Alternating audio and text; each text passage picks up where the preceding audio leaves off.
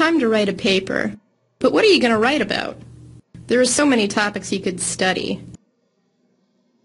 But what sort of topic actually makes a good paper? This tutorial will help you to develop a topic for a research paper.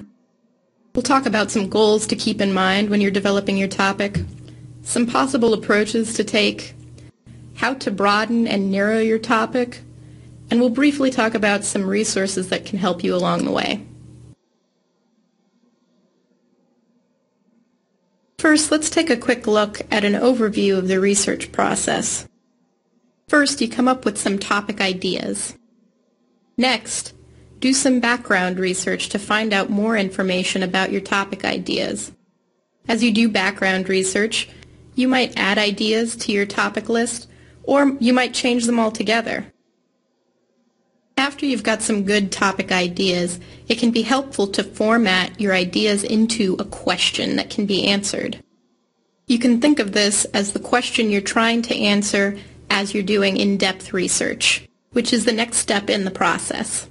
As you're doing more in-depth research, that is looking for articles or other sources to include in your paper, keep in mind that you can change and further develop your topic question. Research is a dynamic process, so don't be afraid to discover new things. After doing some in-depth research, it's time to formulate your thesis. Your thesis is the major claim that you'll make in your paper, and you'll use all of the sources from your research to support that claim.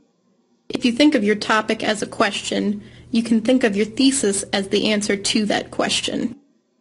This tutorial will focus on the first part of the research process, in which you develop your topic. Let's talk about some basic goals to keep in mind when you're coming up with a topic to write about. First, you want to make sure that the paper that you write meets all of your assignment requirements. Read your assignment closely. Next, make sure to choose a topic that's interesting to you and would be interesting to others reading your paper.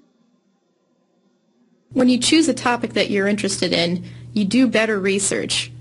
This will make your life a lot easier. Finally, you want to make sure that you choose a topic that other people have written about.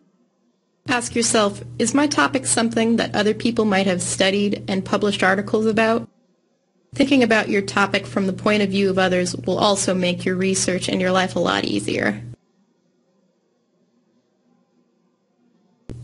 When you're coming up with your topic, try to think of a few broad areas that you'd be interested in studying. Maybe you've read or heard news items about these areas, or maybe you talked about them in class. When you have a broad area or two in mind, brainstorm all of the possible associations that pop into your head related to those ideas.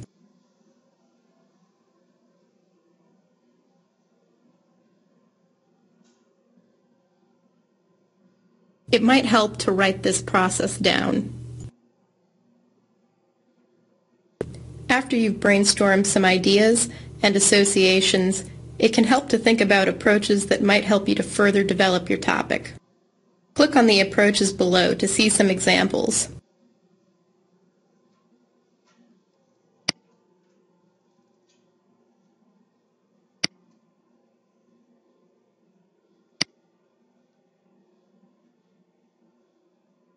It's also important to consider the scope of your topic.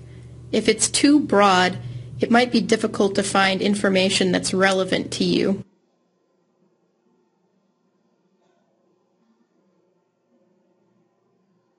If your topic is too narrow, it might be tough to find any information at all.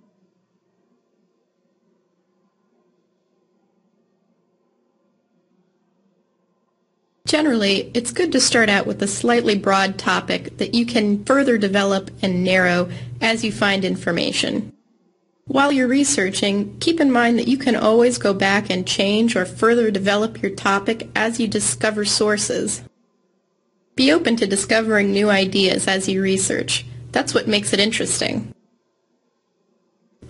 There are many resources that can help you as you're developing your topic. First, take another look over the class readings. You'll probably find some good sources to start out with there. Next, take a look over any notes that you've kept for the class. What topics did you talk about in class that seemed interesting? If you didn't take any notes, well, this is a reason to start.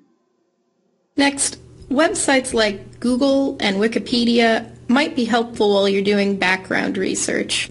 While sites on the free web can be helpful while you're trying to get a broad idea about your topic, keep in mind that they may not all be authoritative.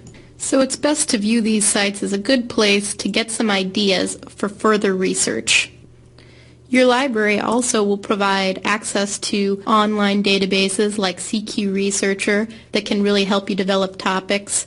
And keep in mind that there are always books like encyclopedias that are great places to get some ideas for topics. You might find that resources provided by your library can be really helpful, and you can access many of these resources online through your library's website.